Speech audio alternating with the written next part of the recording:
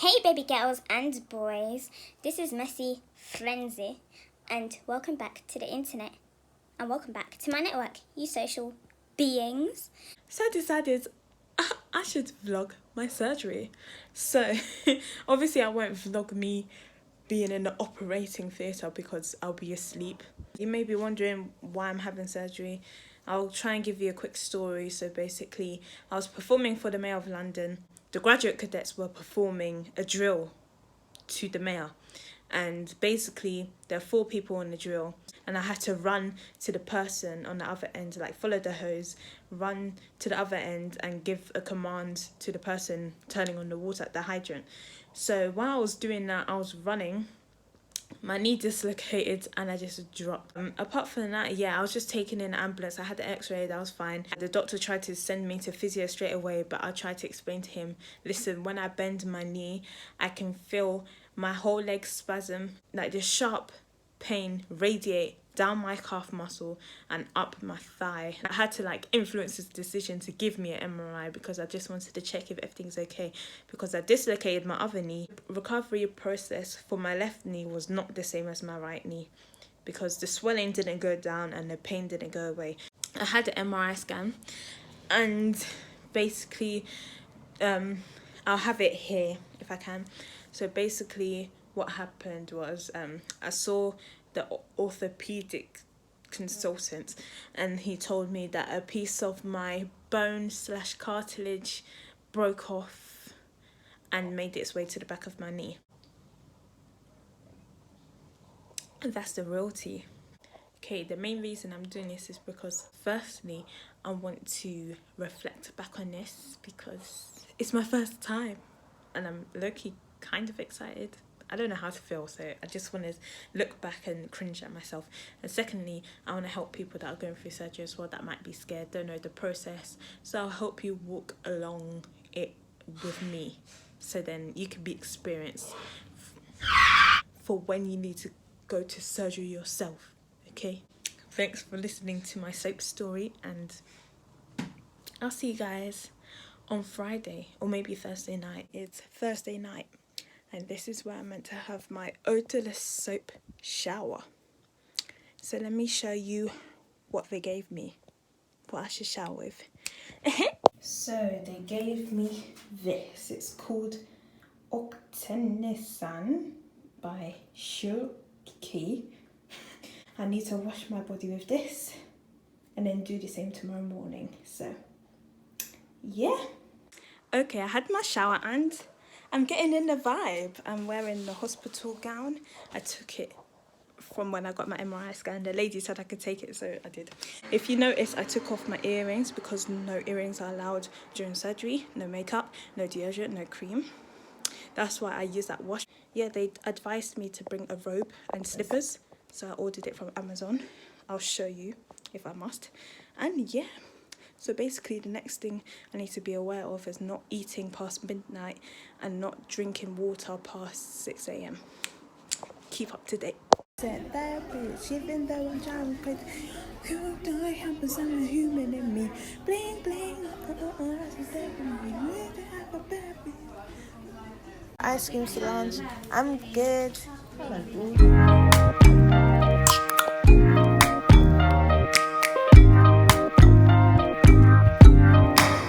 Hey guys, it's me again. So basically I didn't have the time to be recording myself as soon as I woke up from the anaesthetic and as soon as I fell asleep from the anaesthetic, and even when I got there because there was so much to do. I had to do more pre-op. They were testing my urine and stuff and it was really long, and I was meeting all the doctors and surgeons that were working on me, so I couldn't really do that. When I woke up I thought I was at school. I was looking all over the place for the clock and I saw it was 1 o'clock and I was like, oh my god, I'm late for school. But then I saw the nurse coming towards me. She was like, you're right, hon. I was like, oh yeah, I'm at the hospital, that's all right. So any of you thinking, wondering what anaesthetic feels like, okay, they poke the back of your hand. If you can see a mark there in the middle, that's where they did it. And they put lots of tape, that's why there's some weird markings around my hand. So they poke it in. It depends what doctor you had. The doctor I had, he was trying to just keep talking to me so I wouldn't notice it, but I noticed it. I don't know why he was trying to do that, but it didn't feel too bad. He poked it in. That's nothing going in. He just poked it in, and then he screws in the anaesthetic, and he says, okay, I'm going to insert the anaesthetic now. And then I was like, okay, cool. So he did that, and it was like, okay, so you're going to fall asleep. And I was like, okay, girl, I got this, like, bitch, don't try me. But then he was asking me what A levels I did. He said his colleagues don't have ears because she was wearing a hijab. He was so funny.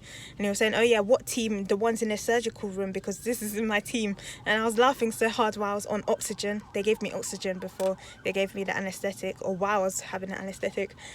And then I just fell asleep and I don't remember what happened. And then when I woke up, like I said, I felt like I was late for school and I was trying to run.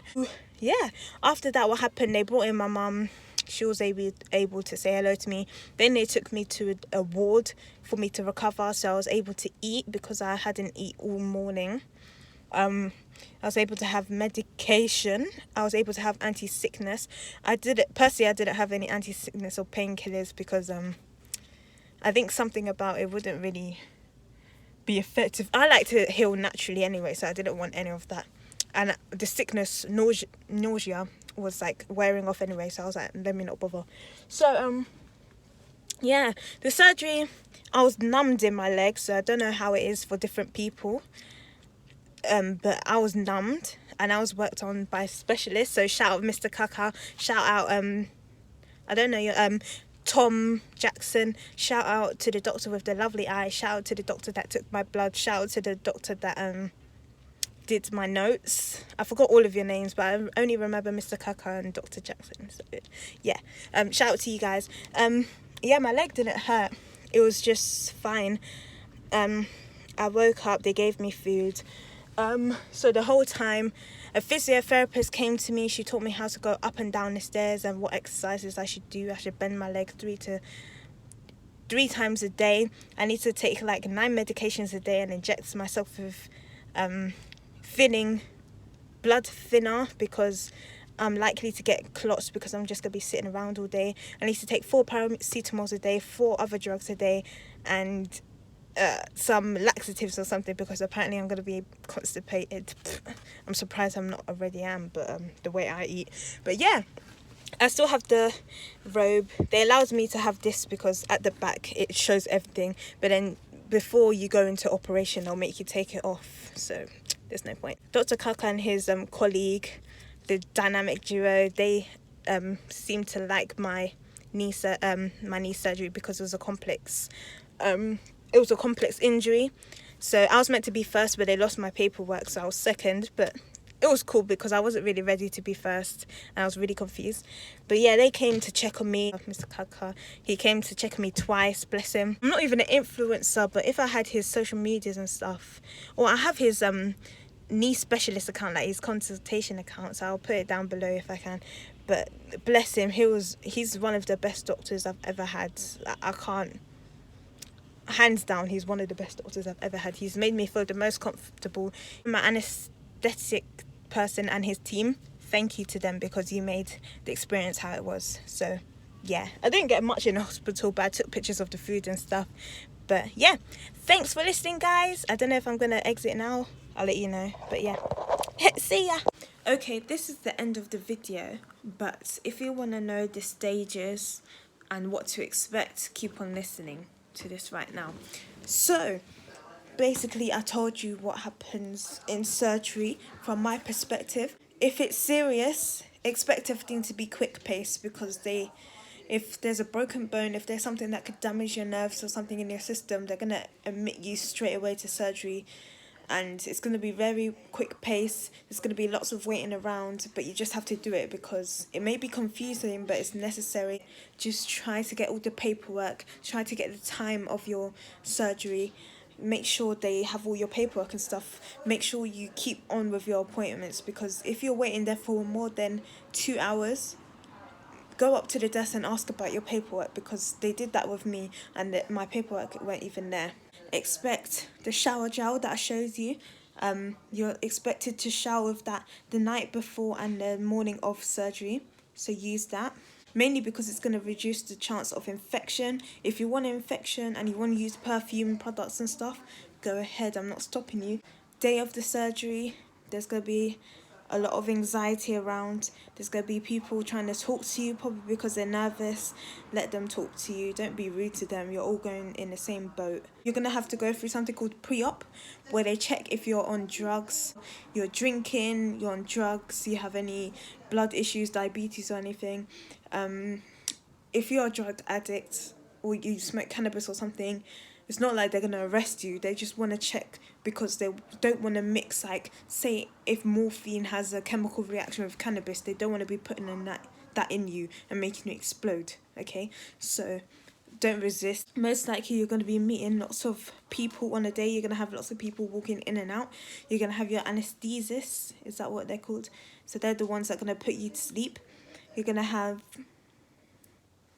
the nurses that are dealing with your paperwork. You're going to have the specialists or the surgeon that comes in to talk to you about what they decided is going to happen and what time and what place and line you probably are for surgery. I was first, so all of them were talking to me quickly. If not, you're going to be waiting in the surgery lounge and there's TV there.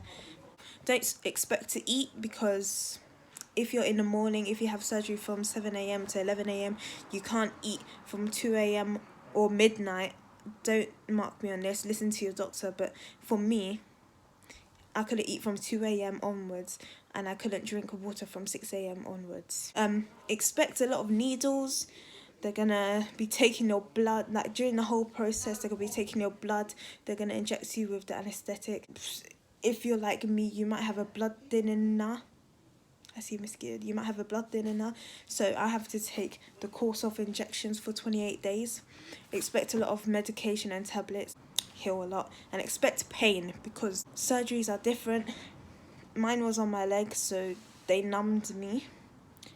But I don't know about anywhere else. I don't think, like, on your abdominal, I think they just give you painkillers and they don't numb you. I'm not sure, but ask your doctor about that if you don't feel comfortable, because it's your right to feel comfortable when you wake up from anaesthetic. Don't expect to be awake straight away. You're gonna be in and out.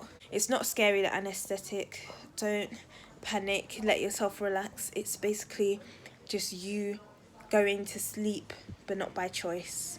That sounds really bad, but imagine you're really, really tired and you're trying to stay awake, but you keep falling asleep. That's what it feels like. I have to say, if you're young, or if your surgery isn't that deep to the doctors, they're going to discharge you on the same day, okay?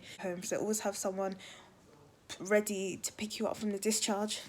The nurses aren't always nice, and they only do that because there are some, I don't want to call people annoying, but there are some patients that have no patience and they're running around. Each ward has a nurse in charge and she or he is taking charge of everyone in that ward. So be patient with them and just be nice. See, expect to be frustrated, expect to be upset, expect to be tired, expect to be frustrated, because if it's your arm, you know, your body is used to you just reaching for things, squeezing a hand like normal, having the strength you used to have, but that's not how it's going to be anymore. You're going to have to rebuild from scratch. But at the end of the day, through the time and through recovery, you'll rebuild yourself and you feel stronger than ever. So that's the main tips I could give you. I just wanted to share my experience. In no way am I a genius. I just wanted to share what I know so it's easy for other people to go through the steps I took, because I wish someone would have let me know what was going on. Thanks for listening, guys. This has been a long video, but if you've made it through, congrats to you. I appreciate you, and I'll see you guys in the next one. See you.